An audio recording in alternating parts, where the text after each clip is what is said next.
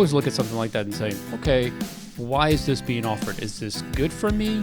Or is it valuable for them? Is it a fair trade? Meaning, am I paying what's reasonable for the protection I want? Or is it an unreasonable cost or maybe an unreasonable expense that I don't even have to take on? Welcome to Getting Money Right, a show dedicated to helping you achieve financial freedom through education and inspiration, so you can be free to pursue your true life's purpose. We're your hosts, Leo Sabo and David Thompson. And on today's episode, David, we're talking about product warranties. It seems like everywhere you go today, someone is trying to sell you or upsell you on warranty. So let's talk about, is that a need? Is this something that people should be buying? Is it a waste of money? When do we spend it? All of that. Let's get into it. Yeah, well, you go buy a new TV, $700, and for $80, you can extend your warranty by 2 years. Mm-hmm. Now, what's interesting is there's a warranty built into the product. That's right. It's actually called an expressed warranty. Like when you buy a product, there's an expressed belief that it should work. Yeah.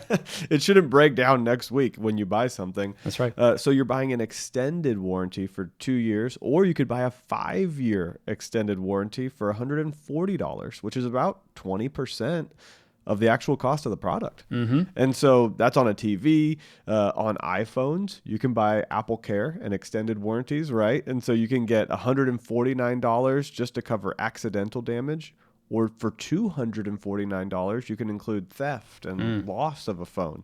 You look at buying something on Amazon, a table of some kind. You spend $120 on the table, but then you spend another $18 to $20 just on the warranty, or at least they will offer you. They'll offer you that protection plan. Yeah. And so it's just important to be aware you're going to get hit with this somewhere between 10 to 20% surcharge question, and they're going to try to make it as easy as possible to click on it, especially if it's an online purchase, or if there's a salesman there in person. They're always going to be pushing this thing. So that's what we're talking about today. And I think the most important thing to realize is that built into this is about a 50% profit margin for the store or the company that's selling the warranty. Yeah. I think this is the telling part, and why I wanted to talk about this today is because when something like this happens, it's always playing on something like our emotions or our fears. So I always look at something like that and say, okay, why is this being offered? Is this good for me? Or is it valuable for them? Is it a fair trade? Meaning, am I paying what's reasonable for the protection I want? Or is it an unreasonable cost or maybe an unreasonable expense that I don't even have to take on? And whenever I see it offered like everywhere, right, I think, okay, there's got to be some serious money built into this, a serious profit, I should say, because otherwise they wouldn't offer it, right? I mean, insurance, we talked about it before many times. And it's always based on what risk is the insurance company taking by offering you the insurance. They work out those details. So when I go to the store and buy, whether it's a tool or whatever it is online, and everyone is offering me the option to pay an extra 2, 3, 4% of the price in order to get that protection, I kind of think something's going on here and I should pay attention. Yeah, well, so let's put that 50% number into context. So the extended warranty is a product. It's an insurance type product, but it's a product. And most products that are sold, a good margin is about 10 to 15%. Mm-hmm. That's a good margin on most products. Yeah, if we think about investing and what we hope to get, 10, 15% is pretty good. We would invest knowing that if that's a guaranteed return, that's a pretty good return. Right. And when you go to the grocery store, the grocery store's profit margin is like 2 to 3%. If you buy insurance from an insurance company, property and casualty for your house or your car, their profit margin is about 2 to 4%. This is a product that has a 50% profit margin. Most businesses, the whole business, think of like giant businesses, maybe a 10% profit margin for the whole business is considered healthy. 20% would be considered high. Most products, if you get to 20 or 30%, it's considered high. This is at 50%. It's a massive profit margin. And so that means that the other 50%, or even less based on the administrative costs, but 50% is going towards the actual cost of the insurance to replace your product. So you're already basically overpaying just by buying it. So let's look at first off, that component you've already overpaid just by buying the product. Then what I think is really interesting, and it's not on all products, but there's also hidden costs that are often associated with, okay, you go to use the warranty and there's a deductible you have to pay. Yep. And this is what you see with iPhones and Apple Care. Let's say that you drop your phone or it gets cracked or something like that, $29 deductible. Let's say that there's a defect with the phone. It's a $100 deductible. Let's say that you have your phone stolen or it's lost in some way. $149 deductible. So you pay, let's go through a scenario where your phone is stolen. You pay $249 up front. Then you pay another $150 on the back end as a deductible. You've paid $400 for the coverage of an $800 phone. So you basically have paid half of the cost of the phone. And what kind of frustrates me is that I think, okay, if they have a $29 fee for, let's say, replacing the screen, or a $50 fee for some other item, or $149 for some other item, then I think, well, that's probably the cost of what it costs them to replace it. So they're actually not providing me with anything. It's not costing them anything. The cost is always on me. I'm just buying the option in case I was clumsy or had made a mistake, or thing does go bad, that I have this option to not pay the full price for the whole thing. But again, I don't think in fact, I have this suspicion that most of the time when this is offered to us, the actual cost of replacing that item, we pay it through the deductible. Yeah, so absolutely. They're making money upon money.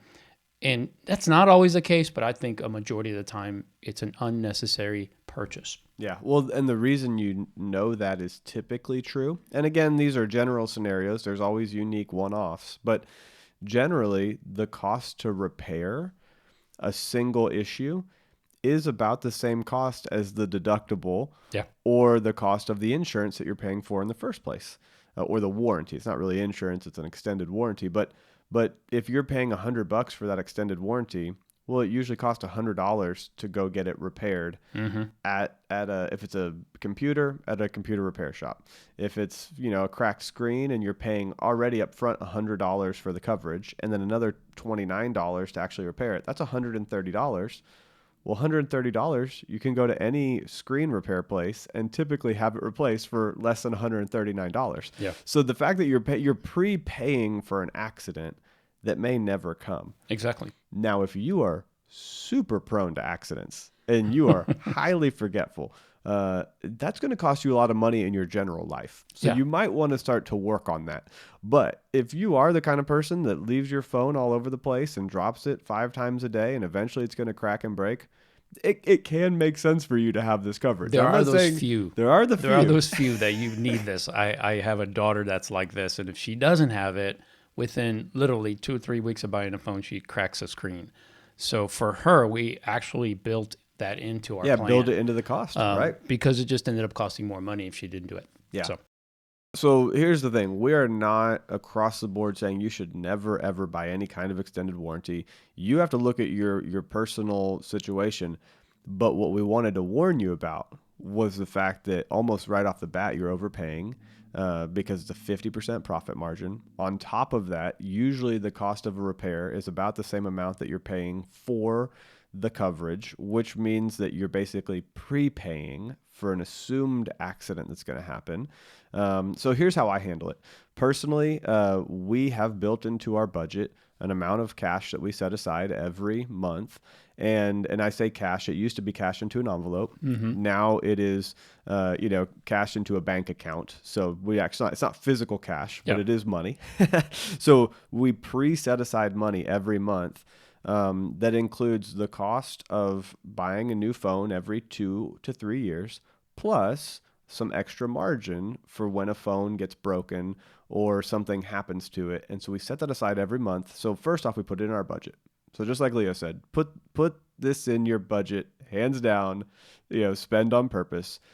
Then two, Ashley and I always buy the phone case protector. Now, this is specific to phones. Yeah. When it comes to TVs, when it comes to laptops, there isn't anything extra special that we typically purchase. But in the phone scenario, we will buy a phone case and the protector. And then this is what is another interesting additional potential benefit. This is what Ashley and I do.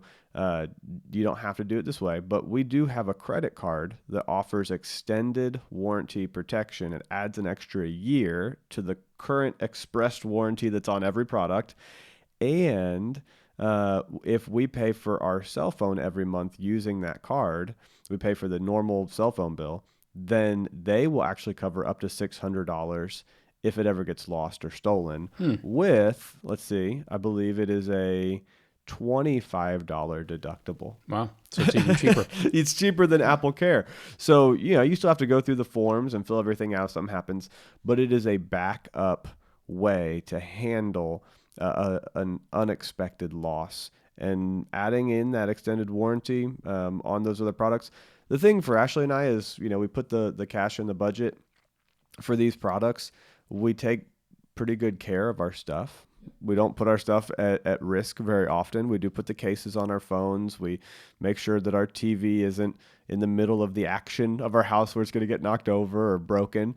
Now, obviously, if you have kids, accidents happen, but we take good care of our stuff. And so the odds of us using a warranty are very slim. I think that we keep our warranties on our TVs. We keep our warranties on, we have a coffee maker that we got. There are a few things that we keep set aside. But overall, just realize most of the time it's an impulse purchase based on fear that somebody's trying to pressure you into buying when you haven't thought about it. And don't just default to yes. If anything, I'd say default to no. And then if you really are investing and researching a product, spend some time thinking about it in advance before you make that decision. Yeah, I agree with that, David. I think the other thing to consider, and this is something we're always trying to communicate to you guys, which is what is the value that you're paying for? So for instance, I like tools. I spend quite a bit of money on tools. That's just kind of my hobby because I'm into a lot of different things that require tools. And over time, I've realized that when I'm cheap on buying a tool, when I go for the cheap tool, it usually breaks down way before it should. If I use it and it breaks down at the wrong time, I have to go ahead and spend the additional money to buy a better product next time. So again, value is if I would have bought the better product to begin with and it's a lifetime type of tool, then, hey, yes, I spend more money, but then I know I have the quality and I know that that value is going to be spread over many, many years rather than I bought this tool, I only used it 3 times and I've just spent $60. And I know that the difference between the tool could be $60 or $260. So it's a significant difference. And most of the time, all of us are like, man, do I really want to spend that much? No, I'm just going to get it. Hopefully it'll be good enough. But that's when the warranty might make sense. Right. But most of the time, what I see is they only offer warranty up until the time when the thing will break. And usually right after your warranty expires is when you get that, when the item breaks. So here's my point. When you think about the warranty, is the additional money for the warranty to buy a cheaper item, right? Less valuable, less quality item. Is that a better way and will it provide you enough protection? Or is it better to just save and go ahead and buy the better product and then you have the warranty that's for a longer period of time and you don't have to buy the additional warranty because you're buying a part that's been proven through many, many years that it's going to last. So again, I use the example as tools because that to me is probably the best one to share because most of the time when you get a tool, certain tool manufacturers offer an extended 3 years, 4 years, 5 years. Why? Because their products are built to stand that long. They wouldn't offer 3 or 5 years if it broke down in 2 years because they would lose money on every product. So always look at how much warranty am I actually getting from the manufacturer. I bought something the other day and it had a 3-year warranty. And the guy in the store, as he's bringing out the box, he's like, "Did the other guy tell you about our warranty?" And I'm like, "Yep, he did." And he said, he says, I know this one has a 3-year warranty, but our warranty gives you an additional 1 year and you could just bring it in. So he's trying to make it sound like you'd be an idiot not to take this. And I'm thinking it's a 3-year warranty on a tool that there are thousands of reviews out there. and people default. It's either this one or a better one, which is not necessarily better. It's just twice as expensive. So I went for the lesser expensive model, but actually the quality of many of the reviews showed it to be a better product. So the point is, I looked at that and said, gosh, if it breaks down in 3 years after all these people have used it and said, I would go for this one, then the company is not, it's defaulting on their product, which is not going to happen, in my opinion. This is a long company's been around forever. So my point is, I could have fallen into the trap of here's another $80 on top of what I'm already buying for something that I probably would never use. And that's actually been the case. Whenever I bought a warranty, I've never actually used it. Right. That's what I run into. Yeah. So, I mean, you guys think about this. How often have you bought a warranty and used it? If it's happened once, but you buy warranty for everything, you're probably spending more money than you should. Like David said, put the money aside, have the money available if the product should break, or if you should have an accident or lose it or something like that. There are other ways to avoid this additional charge that, frankly, is just not a good deal for us. Yeah, I love that, Leo. I think that's a great reminder to check the reviews on products that you're buying. Absolutely. Nowadays, there's so many reviews online, and you have to weed through them because some are clearly fake and some are, the most crazy one-off scenario, and you don't want to make a judgment based on that. So be wise, but absolutely review the reviews. Well, I hope that's helpful. We absolutely recommend that you save before you spend, that you spend on purpose. So you've got that money set aside, that you buy the phone case protector, that you have, if you have a credit card and it has good benefits, make sure to use that when you make this kind of purchase. I forgot about that. Mine has the same thing. And again, I've never used it. Yeah, I never used it. But right, exactly. But it is there, and we always forget about that. Yeah. Well, and that's one of the things, just like Leo said, I cannot remember the last time I've ever activated a warranty. So let that sink in. Take a moment to think of the last 3 times that you've used a warranty of any kind. Yeah, not just once, because if it happened once, that's probably still, when you do the math, it's probably still you're not right. Winning. But if you've used a warranty, 5 times in the last 5 years, maybe these products make sense for you. But if you can't think of a single time in your lifetime, or you can't think of 3 times in your lifetime, then you should not be buying these products. Yeah, good point. Well, we hope that you enjoyed this episode, and we hope that you're enjoying this series of shorter episodes as Leo and I continue to build out the Getting Money Right course. We've got work on the website being done, building out the actual teaching modules, the video series, the scripts that are being written for each course. We're spending a lot of time investing into the Getting Money Right course for the future, hoping that it will be a huge blessing to you personally and that you'll be able to share it with others. So I hope you've enjoyed this series of episodes. Keep going and sharing on social media or texting a friend an episode that you've enjoyed that you think would be helpful for their particular situation. That's the best way to help us, is to just take one moment, hit the share button, copy the link, and send it to a friend. If it's an episode that you think would benefit somebody. Somebody's buying a house, we have episodes on home buying. Somebody's buying a car, we have car buying episodes. Somebody's worried about investing for the future, send them this stuff on investing. Well, we hope that you're enjoying this episode and this series, and we look forward to having you join us next time so that together we can keep getting money right.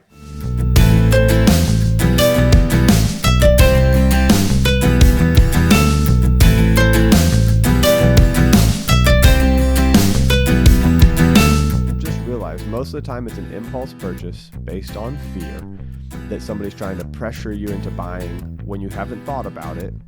And don't just default to yes. If anything, I'd say default to no. And then if you really are investing and researching a product, spend some time thinking about it in advance before you make that decision.